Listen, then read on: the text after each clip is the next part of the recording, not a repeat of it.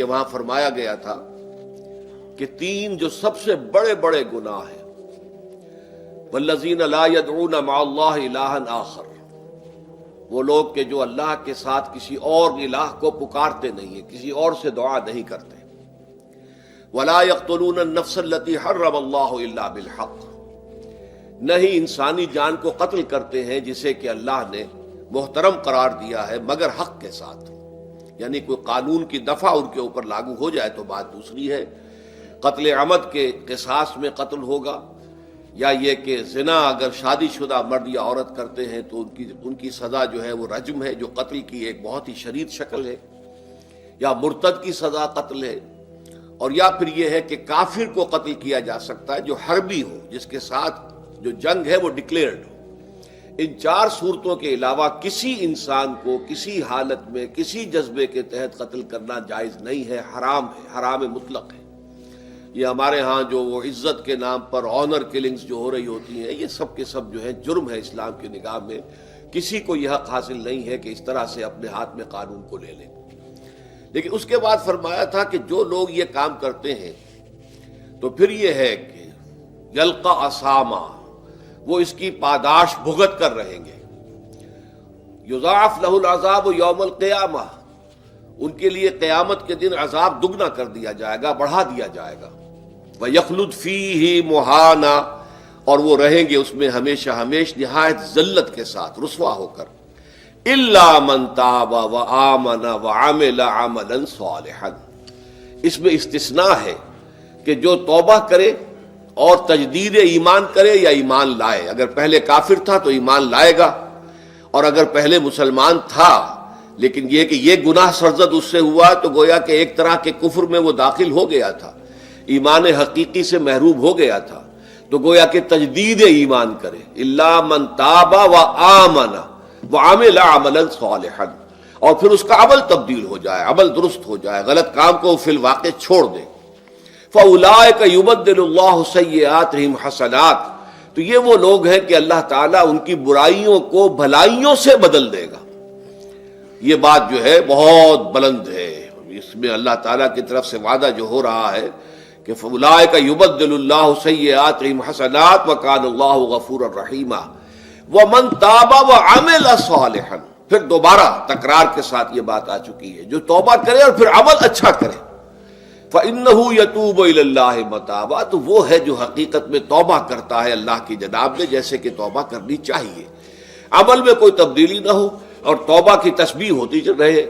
استغفر اللہ ربی من کل ذنب واتوب الیہ، آپ نے 10 تسبیحیں کر دی، 1000 مرتبہ کہہ لیا، یہ سب زیرو ہے اللہ کی نگاہ میں۔ ذکر کا ثواب مل جائے گا کہ اتنا وقت آپ نے اللہ کا نام لیا ہے، اللہ کا ذکر کیا ہے، اس کا ثواب تو ملے گا، لیکن یہ توبہ نہیں ہے، اس سے کسی گناہ کی معافی کا کوئی سوال نہیں ہوتا، اس سے برائیوں کے بھلائیوں میں بدلنے کا کوئی امکان نہیں ہے، اس سے اس کی سزا سے بچنے کی کوئی سبیل نہیں ہے۔ اب سورہ تحریم میں خاص طور پر ایک خاص جو پس منظر ہے اس کے اعتبار سے یہ آیت آ رہی ہے، یا ایھا الذین آمنوا توبوا الی اللہ توبۃ نصوحا، اے وہ لوگوں جو ایمان لائے ہو، اے ایمان کے مدعیوں، دعوے داروں، توبہ کرو اللہ کی جناب میں، لیکن وہ توبہ خالص ہونی چاہیے، توبۃ نصوحا۔ اس سورہ مبارکہ کے پس منظر کو نوٹ کیجئے تو اس میں ایک خطائے اجتہادی کہہ لیجئے حضور سے ہو گئی تھی صلی اللہ علیہ وسلم، اگرچہ وہ خطا جانب خیر میں تھی، اچھے کام کے لیے تھی، برے کام کے لیے نہیں تھی، کہ آپ نے اپنی ازواج مطہرات کی دل جوئی کے لیے ایک شے جو اللہ کی طرف سے آپ کے لیے حلال تھی اس کو استعمال نہ کرنے کی قسم کھا لی، تو اس پر حضور کو روکا گیا، یا ایھا النبی لم تحرم ما احل اللہ لک تبتغی مرضات ازواجک، اے نبی کیوں آپ اپنے اوپر حرام ٹھہراتے ہیں وہ شے جو اللہ نے آپ کے لیے حلال قرار دی ہے؟ کیا آپ اپنی بیویوں کی رضا جوئی کے لیے ایسا کر رہے ہیں؟ واللہ غفور الرحیم، اللہ غفور ہے، رحیم ہے، اللہ نے آپ کی اس خطا سے درگزر کیا ہے، لیکن قد فرض اللہ لکم تحلۃ ایمانکم، اللہ تعالیٰ نے راستہ تمہارے لیے کھول دیا ہوا ہے کہ ایسی قسموں کو کھولا جا سکتا ہے، جس کے لیے کہ سورہ مائدہ کے اندر کفارہ دے دیا گیا۔ تو گویا کہ حضور کو یہاں حکم دیا جا رہا ہے کہ آپ اپنی اس قسم کا کفارہ دیجئے، قسم کا، اور یہ جو قسم ہے اس کو کھول دیجئے۔ نمبر 2 پہ پھر 2 ازواج مطہرات کا معاملہ آیا کہ حضور نے ایک راز کی بات کہی ایک زوجہ محترمہ سے، لیکن انہوں نے وہ راز جو ہے وہ دوسری زوجہ محترمہ کو پہنچا دیا جن میں زیادہ آپس میں قریبی تعلق تھا. تو گویا کہ یہ بھی ایک طرح سے خیانت ہو گئی، اس لیے کہ راز جو ہے وہ تو ایک امانت ہوتا ہے، اور خاص طور پر عائلی زندگی میں میاں بیوی کے درمیان کے جو معاملات ہوتے ہیں وہ تو بہت ہی رازداری پر مبنی ہوتے ہیں. اس لیے ان میں سے کوئی چیز جو ہے جس کو خاص طور پر کہا گیا ہو کہ یہ ایک راز کی بات ہے، یہ تم سے کہہ رہا ہوں، کسی اور سے کہنا نہیں ہے، تو اس میں جو غلطی ہوئی ہے وہ بھی ایک بڑی غلطی تھی حضرت عائشہ صدیقہ رضی اللہ تعالی عنہا ان کی. تو ان دونوں کے پس منظر میں پھر تیسری بات آئی کہ اہل ایمان اگر تم غافل ہو اپنے اہل و عیال کی طرف سے اس اعتبار سے کہ ان کا کردار کیسا بن رہا ہے، وہ اللہ کے بندے ہیں یا کوئی غلطیاں کر رہے ہیں، خطا کر رہے ہیں، تو دیکھو یہ تم ان کے ساتھ جو ہے وہ محبت نہیں کر رہے، عداوت کر رہے ہو. اس لیے کہ تمہاری اس نرمی، تمہاری اس شفقت اور ان محبت کے اندر اس درجے بڑھ جانا کہ اس میں اللہ تعالیٰ کے جو حرام کردہ امور ہیں ان میں بھی تم ملوث ہو جاؤ، تو یہ گویا کہ در حقیقت تم اپنے آپ سے بھی دشمنی کر رہے ہو اور ان سے بھی دشمنی کر رہے ہو. اپنے آپ سے دشمنی کر رہے ہو کہ تمہاری عاقبت خراب ہوگی، ان سے دشمنی کر رہے ہو کہ ان کی اگر تربیت غلط ہو جائے گی تو گویا کہ وہ جہنم کا نوالا بنیں گے. اب اس تین چیزوں کے پس منظر میں فرمایا جا رہا ہے یا ایھا الذین آمنوا توبوا الی اللہ توبۃ نصوحا، اے ایمان والو، اے ایمان کے دعوے دارو، اللہ کے جناب میں توبہ کرو، لیکن توبہ خالص نصوحا. پہلی بات تو یہ جانیے، میں نے بھی یقیناً پہلے بھی عرض کیا ہوگا لیکن دہرانے میں کوئی حرج نہیں ہے، عربی زبان میں یہ دو الفاظ بہت قریب ہیں، آبا یعوب اوبن اور تابا یتوب توبن یا توبتن. آبا یعوب اوبن بھی ہوتا ہے واپس لوٹنا، لیکن یہ ہے کسی یعنی مادی چیز کی طرف سے واپس لوٹنا. ایک ہے تابا یتوب توبن یا توبتن، وہ کسی فعل سے، معنوی چیز سے پلٹ آنا، لوٹ آنا. چنانچہ ایک بڑی پیاری جو دعا حضور صلی اللہ علیہ وسلم مانگا کرتے تھے، آپ کی مصنون دعاؤں میں سے ہے، جب آپ سفر پر گئے واپس گھر آئے تو گھر میں داخل ہوتے ہوئے آئبونا تائبونا لربنا حامدون، ہم پلٹ کر آ گئے ہیں سفر سے، وطن سے میں پہنچ گئے ہیں، گھر میں داخل ہو رہے ہیں، اور ہم اس حال میں بھی اپنے رب کی جناب میں توبہ بھی کر رہے ہیں، رجوع کر رہے ہیں اللہ کی جناب میں، اور اپنے رب کی حمد کرتے ہوئے داخل ہو رہے ہیں. آئبونا تائبونا لربنا حامدون. اسی طرح آپ بازار جائیں، اس کے بعد اپنے گھر میں داخل ہو تو یہ دعا پڑھیں، تو یہ گویا یہ بہت ہی ایک یوں سمجھیے مبارک، بہت سی اس کے اندر برکات ہوں گی. تو اس میں بھی لفظ آبا یعوب اوبن، تابا یتوب توبن، یہ دونوں کے بہت قریب آ گئے، آئبونا تائبونا لربنا حامدون. توبو الی اللہ، اب الہ کو نوٹ کیجئے، یہ توبہ کا لفظ بھی بہت سے ایسے الفاظ میں سے عربی زبان کے، جیسا کہ اس سے پہلے ہم دیکھ چکے ہیں کہ ایک لفظ ہے رغبہ، رغبہ رغبت جسے اردو میں ہم بولتے ہیں. رغبہ الہ ہوگا تو کسی شے کی طرف رجحان ہونا، اس کی طلب پیدا ہو جانا، اس کی خواہش پیدا ہو جانا. اور رغبہ عن ہوگا تو کسی چیز سے متنفر ہو جانا، دور ہٹ جانا، دور چلے جانا. ورب ایک ہی ہے، پریپوزیشن کی چینج سے بالکل برعکس نتیجہ نکل آیا. ومن رغب عن سنتی فلیس منی، جسے میری سنت پسند نہیں ہے، جو اس سے ہٹتا ہے، پیچھے ہٹتا ہے، اس کو ترک کرتا ہے، اس کا مجھ سے کوئی تعلق نہیں. اسی طرح مالا یمیل و میلن، مالا الہ کسی شے کی طرف مائل ہونا، مالا عن اس شے سے ہٹ جانا، پیچھے ہٹ جانا، نفرت ہو جانا. اسی میں وہ لفظ تھا سا، فقط سقط قلوبکما، تمہارے دل جو ہے وہ تو مائل ہو ہی گئے ہیں. سغا بھی الہ ہوگا تو اس کے معنی کسی شے کی طرف مائل ہو جانا، عن ہوگا تو کسی شے سے متنفر ہو جانا. تو وہاں میں عرض کر چکا تھا لقد سقط قلوبکما، تو اے نبی کی دونوں بیویوں، تمہارے دل تو یقیناً اللہ کی طرف مائل ہو چکے ہیں، توبہ کی طرف مائل ہو چکے ہیں، لیکن زبان سے یہ کہتے ہوئے کہ حضور معاف کر دیجئے غلطی ہو گئی، یہ اس میں ذرا حجاب آ رہا ہے. ظاہر بات ہے شوہر اور بیوی کے درمیان جس طرح کا تعلق ہوتا ہے تو اس میں یہ کہ بسا اوقات اپنی غلطی کو واضح الفاظ میں تسلیم کرنے میں کچھ ہچکچاہٹ سی ہوتی ہے. تو وہ ایک کیفیت تھی کہ تمہارا دل تو مائل ہو چکا ہے، لیکن یہ کہ تم ذرا زبان سے بھی کہو، اقرار کرو. اسی طریقے سے یہ لفظ توبہ ہے، توبہ الہ ہے کسی کی جناب میں توبہ کرنا. جب اللہ تعالیٰ کی طرف توبہ کا لفظ آئے گا تو توبو الی اللہ توبۃ نصوحا، اللہ کی جناب میں توبہ کرو. اور جب اللہ تعالیٰ توبہ کرتا ہے، یہ لفظ جو ہے دو طرف استعمال ہوتا ہے، تواب بندہ بھی ہے، تواب اللہ بھی ہے. اللہ تواب ہے، بہت توبہ کا قبول کرنے والا، بندہ تواب ہے، بہت زیادہ توبہ کرنے والا۔ وہ حدیث میں آپ کو سنا چکا ہوں، کل بنی آدم خطاؤون وخیر الخطائین التوابون، تمام بنی آدم نہایت خطا کار ہیں، گناہ گار ہیں، غلطیاں ہوتی ہیں، خطائیں ہوتی ہیں، لیکن ان خطا کاروں میں بہتر لوگ وہ ہیں جو بہت توبہ کرنے والے، رجوع کرتے، پلٹتے ہیں، ان میں پشیمانی پیدا ہو جاتی ہے اور وہ اللہ تعالیٰ کی جناب میں رجوع کرتے ہیں، تو وہ تواب ہیں، بہت زیادہ توبہ کرنے والے۔ لیکن اللہ کی جناب میں توبہ جب بندہ کرتا ہے تو وہ الہ آئے گا، تابہ الہ، اس نے توبہ کی اللہ کی جناب میں۔ اللہ توبہ کرتا ہے یعنی اللہ تعالیٰ جو ہے اپنی نظر شفقت اور نظر رحمت جو پھیر دی تھی اس نے کہ ایک بندے نے گناہ کیا ہے، میرے حکم کی جو ہے خلاف ورزی کی ہے، معصیت کا ارتکاب کیا ہے، تو اللہ تعالیٰ اپنی رحمت اور شفقت کی نگاہ اس سے ہٹا لیتا ہے۔ لیکن جب بندہ توبہ کرتا ہے تو پھر اللہ تعالیٰ بھی رجوع فرماتا ہے اور اپنی شفقت اور رحمت اور مغفرت کے ساتھ بندے کی جانب متوجہ ہو جاتا ہے۔ لیکن وہاں تابہ اعلیٰ آئے گا، تم علینا، اے پروردگار ہماری توبہ کو قبول فرما، وہ الہ کے ساتھ آئے گا۔ ہم جب توبہ کریں گے تو وہ الہ کے ساتھ آئے گا۔ تو یہاں فرمایا توبو الی اللہ، اللہ کی جناب میں توبہ کرو، پلٹو، رجوع کرو، اور توبۃ نصوحا، خالص توبہ۔ اس کی جو وضاحت تھوڑی سی میں ابھی کر چکا ہوں کہ خالص توبہ سے مراد کیا ہے۔ یہ نہیں کہ بس توبہ کی ورد ہو رہا ہے اور توبہ جو ہے وہ اس کے کلمات زبان سے ادا کیے جا رہے ہیں۔ بعض لوگ ہیں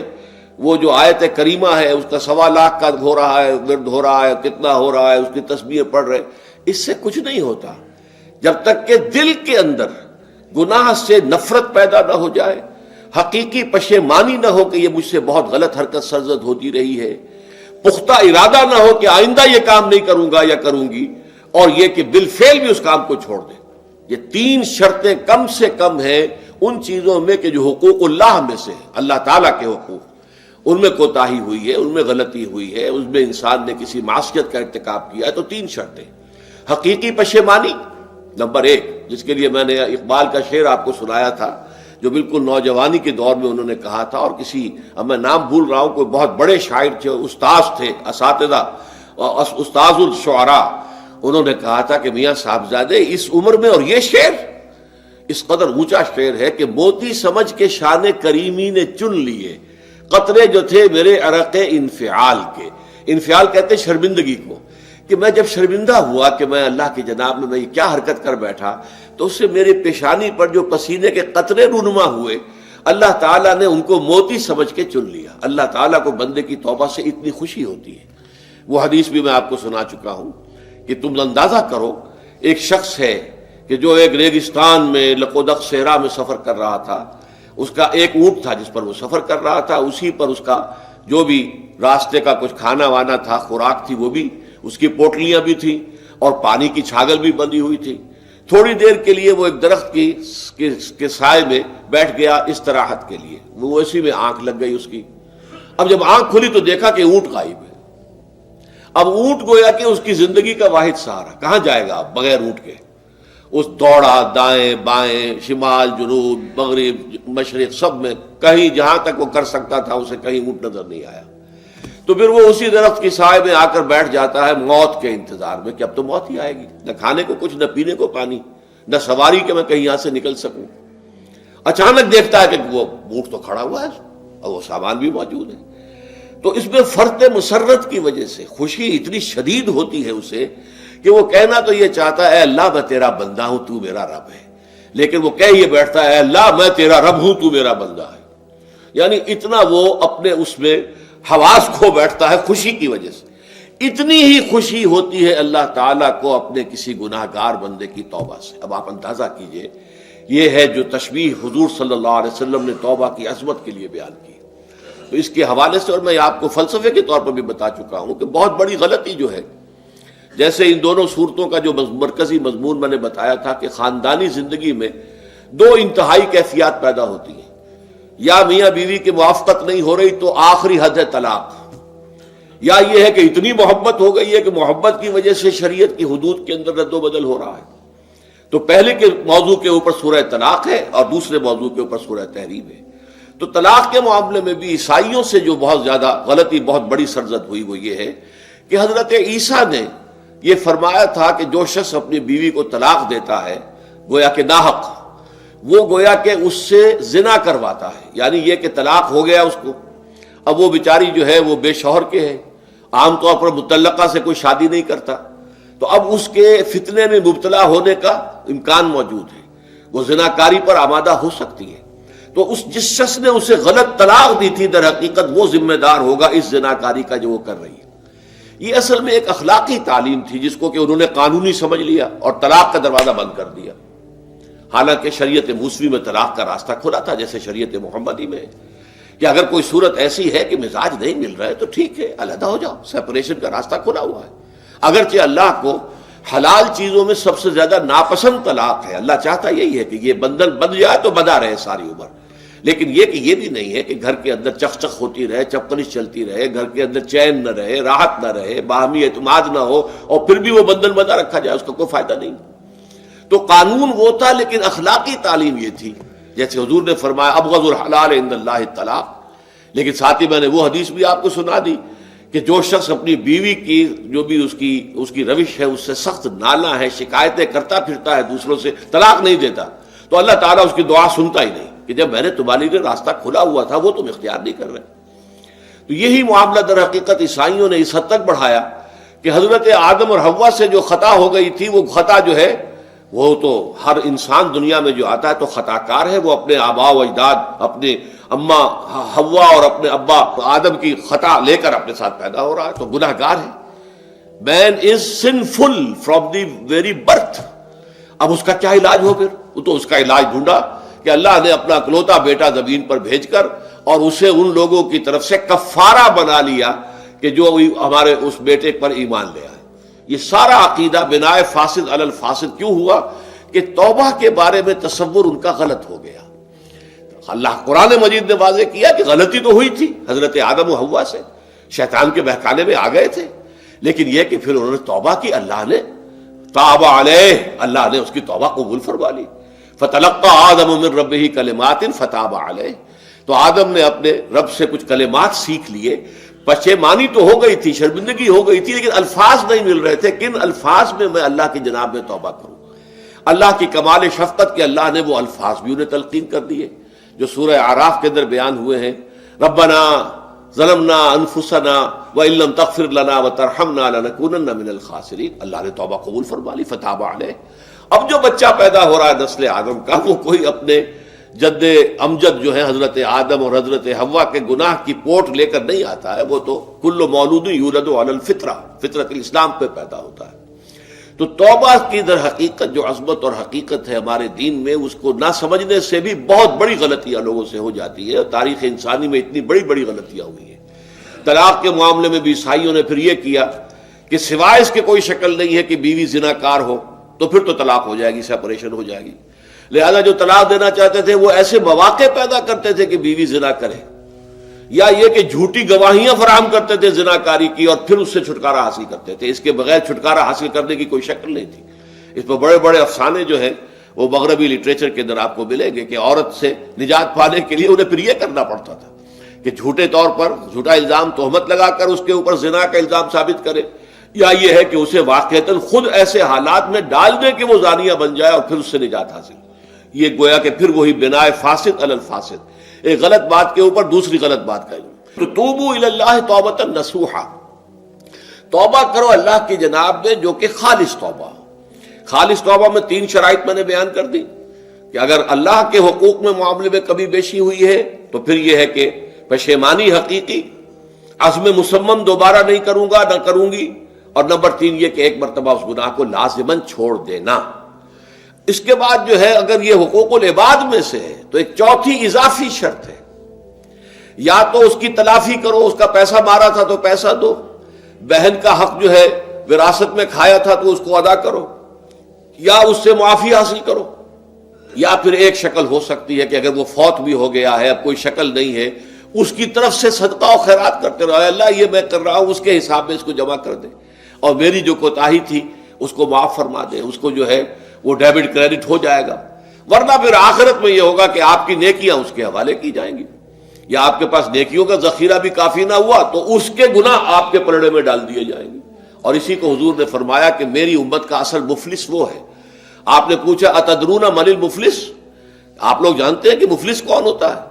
تو صحابہ نے وہی جواب دیا جو ہم میں سے ہر شخص جواب دے گا، المفلس عندنا من لا درہم لہ ولا دینار. ہمارے نزدیک ہم مفلس اس کو کہتے ہیں جس کے پاس درہم و دینار نہیں ہے، روپیہ پیسہ نہیں ہے. حضور نے فرمایا نہیں، میری امت کا مفلس وہ ہوگا جو قیامت کے دن حاضر ہوگا،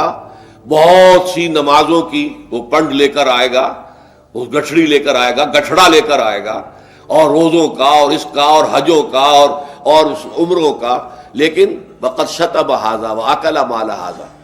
اس نے مال کھایا تھا فلاں کا حرام طریقے سے، فلاں کو گالی دیتی تھی، فلاں پر تہمت لگائی تھی، حقوق العباد کے اندر جو ہے اس کی عزت پر حملہ کیا تھا. وہ سارے مدعی جمع ہو جائیں گے.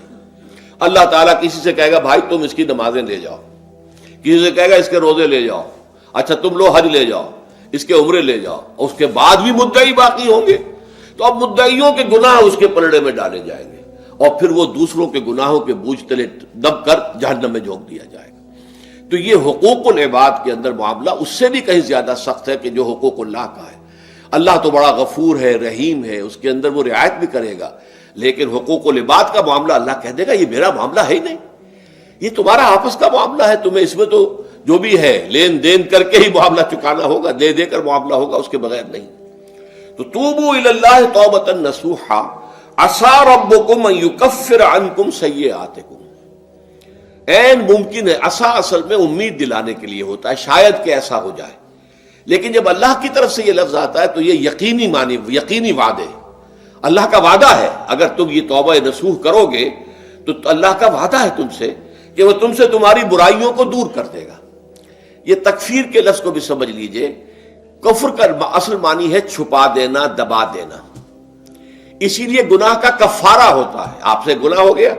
آپ نے کفارہ دے دیا تو گناہ چھپ گیا، دب گیا، اس کے اثرات زائل ہو گئے، وہ آپ کے نامہ اعمال سے اس کو ختم کر دیا جائے گا. یہ ہے کفارہ، کفارہ. کفار جمع ہے کافر کی. کافر جو ہے وہ حق کو چھپاتا ہے، اللہ کی دعوت جو دی جا رہی ہے اس کو دباتا ہے، تو اس معنی میں وہ کافر ہے، انکار کرتا ہے. لیکن یہ کہ ایک کفران نعمت ہے، کسی نے آپ پر احسان کیا ہے اور آپ اس کا احسان نہیں مان رہے، آپ کے لیے دل میں اس کے لیے کوئی احسان بندی کے جذبات پیدا نہیں ہوئے، تشکر کا جذبہ پیدا نہیں، یہ کفران نعمت ہے. تو تکفیر اس کو بھی کہتے ہیں، تکفیر اسے بھی کہتے ہیں مسلمان امت میں سے کسی کو نکال دینا، اس لیے کہ وہ بنیادی عقائد میں علیحدہ ہو گیا ہے. تو یہ پرجنگ ہے، یہ بھی تکفیر ہے. تو تکفیر اعمال کیا ہے کہ برے اعمال کو دھو دے گا تمہارے نامہ اعمال سے، اور نمبر 2 تمہارے دامن کردار سے بھی دھو دے گا. جو غلطیاں تمہارے اوپر چلی آ رہی تھی، اتنے عرصے تک تم کرتے رہے ہو، تمہارا کردار جو ہے اس سے مقدر ہو گیا ہے، اس کے اندر جو ہے خرابی پیدا ہو گئی ہے، تو اللہ اس کو بھی دھو دے گا. تو دنیا میں بھی تکفیر کا اثر ہوگا کہ انسان کی اصلاح ہو جائے گی، اس کی سیرت و کردار جو ہے صحیح رخ پر آ جائیں گے. اور آخرت میں یہ ہے کہ اس کا جو اعمال نامے میں جو گناہ درج تھا وہ وہاں سے صاف کر دیا جائے گا، محو کر دیا جائے گا. یہ تکفیر 2 گناہ ہے. اور اس میں جو ہم سورہ الفرقان میں پڑھ کر آئے ہیں وہ اس سے بھی اگلی بات ہے. اولئک یبدل اللہ سیئاتہم حسنات. جہاں گناہ کا اندراج تھا وہاں اب نیکی کا اندراج ہو جائے گا. تمہاری سیرت و کردار میں جو گناہ کا پہلو تھا وہ اب نیکی کے پہلو میں بدل جائے گا. یہ تکفیر گویا کہ دنیا میں بھی اور آخرت میں بھی. عسیٰ ربکم، امید ہے اور اللہ کا وعدہ ہے کہ وہ تم سے تمہاری برائیوں کو دور کر دے گا. مطلب یہ کون انسان ہے جو برائی سے بالکل پاک ہے؟ کل بنی آدم خطاؤون و خیر الخطائین التوابون. توبہ کرو، توبہ نصوح کرو، اللہ تعالیٰ دھو دے گا. تمہارے دامن کردار سے بھی داغ اور دھبے صاف کر دے گا اور تمہارے اعمال نامے سے بھی. وَيُدْخِلَكُمْ جَنَّاتٍ تَجْرِي مِن تَحْتِهَا الْأَنْهَارُ، اور تمہیں داخل کرے گا ان باغات میں جن کے نیچے یا جن کے دامن میں ندیاں بہتی ہوں گی.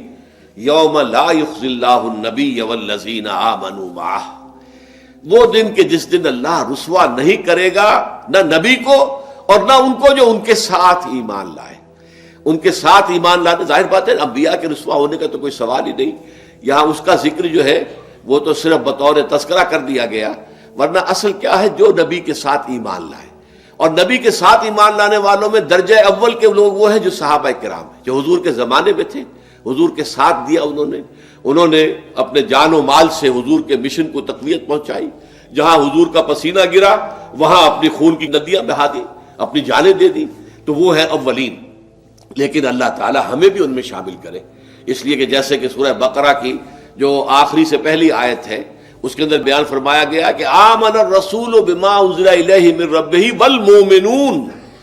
ایمان لائے رسول محمد صلی اللہ علیہ وسلم اس چیز پر کہ جو ان کے اوپر ان کے رب کی طرف سے نازل کی گئی، اور ایمان لائے صاحب ایمان. وہ صاحب ایمان سب کے سب شامل ہو جائیں گے. تو قیامت کے دن اللہ تعالیٰ رسوا نہیں کرے گا. یوم لا یخزی اللہ النبی والذین آمنوا معہ، جس دن کہ اللہ تعالیٰ رسوا نہیں کرے گا نہ اپنے نبی کو صلی اللہ علیہ وسلم اور نہ ہی ان کو کہ جو ان کے ساتھ ایمان لائے. اور یہ آخرت کی رسوائی جو ہے بہت بڑی رسوائی ہے. دنیا کی رسوائی انسان جو ہے اس کو بہت ہلکا سمجھے، آخرت کی رسوائی بہت بڑی ہے. پوری خلق خدا جہاں جمع ہوگی، پوری انسانیت جمع ہوگی، تمام آدم سے لے کر آخری انسان تک جمع ہوں گے، اور وہاں اگر رؤوس الاشہاد ہمارا پردہ چاک کیا جائے، ہمارے گناہوں کو جو ہے اعلان کیا جائے، تو وہ کتنی بڑی رسوائی ہوگی. اسی لیے یہ دعا مانگتے رہنا چاہیے، اللہم ربنا اجرنا من خزی الدنیا والآخرہ، اے اللہ ہمیں بچا لے، دنیا اور آخرت دونوں کی رسوائی سے بچا لے. دنیا کی رسوائی یہ ہے کہ آپ کی کسی غلط کام کا چرچا ہو جائے، دنیا کے اندر پھیل جائے، آپ کی جو ہے عزت جو ہے وہ داغدار ہو جائے، اس سے بھی اے اللہ بچا لے، پردہ ڈال دے. جیسے کہ حضور نے لفظ استعمال کیا اللہ یتغمدنی ربی برحمتہ، اللہ یہ کہ میرا پروردگار مجھے اپنی رحمت کی چادر تلے ڈھانپ لے. اللہ تعالیٰ دنیا میں بھی ہمیں ڈھانپے رکھے اور آخرت میں بھی ڈھانپ لے. تو یہ خزی دنیا والآخرہ، اے اللہ ہمیں دنیا کی بھی رسوائی سے بچائے رکھ اور آخرت کی رسوائی سے بھی بچا لیجو. بارک اللہ لی ولکم فی القرآن العظیم ونفعنی و